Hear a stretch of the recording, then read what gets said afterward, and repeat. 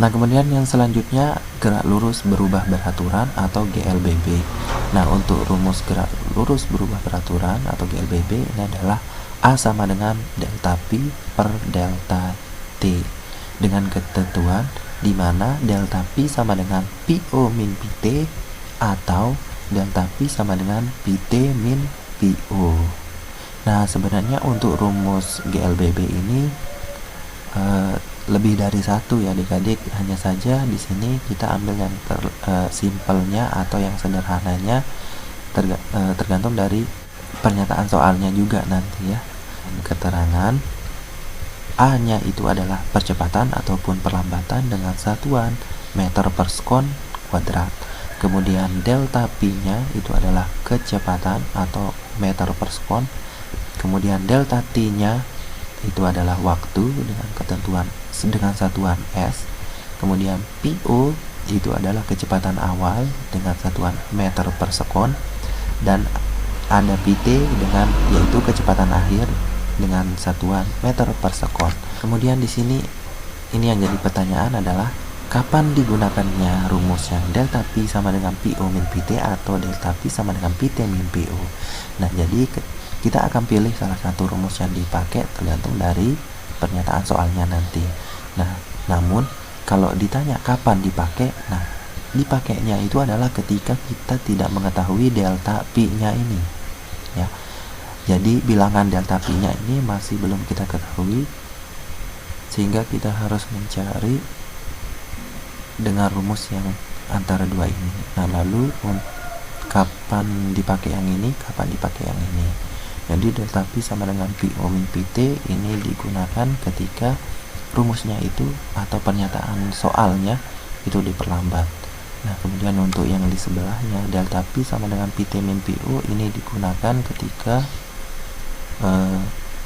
pernyataan soalnya itu dipercepat. Nah, untuk lebih paham penggunaan rumusnya, kita langsung ke contoh soalnya. Contoh soal di sini seperti biasa Kak Rizal tuliskan di atas supaya ingat ya.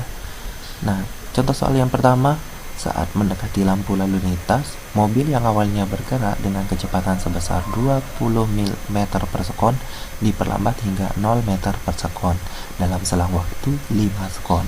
Jadi yang ditanya ini adalah hitunglah besar perlambatan mobil.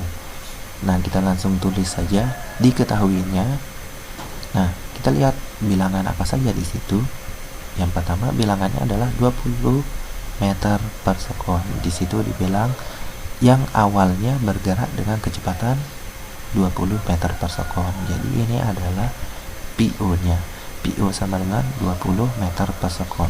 Kemudian di sini tertulis lagi diperlambat hingga 0 meter per sekon. Jadi ini adalah kecepatan akhirnya atau PT-nya. PT sama dengan 0 meter per sekon. Kemudian di sana ada selang waktu 5 sekon. Berarti di sini kita tulis saja T-nya 5 sekon. T-nya 5 sekon atau delta T-nya ya, ini 5 sekon.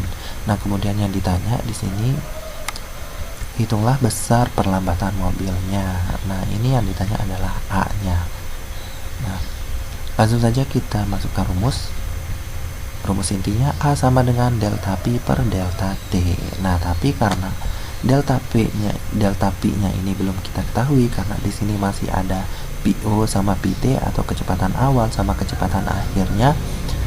Nah, makanya kita harus cari dulu delta P-nya. Nah, dari yang kedua ini kita pakai yang mana? Nah, kita lihat di sini tertulis diperlambat. Jadi kita pakai rumus yang diperlambat. Jadi tinggal ditulis delta P sama dengan PO min PT sama dengan PO nya berapa? 20. Kemudian PT nya berapa? 0.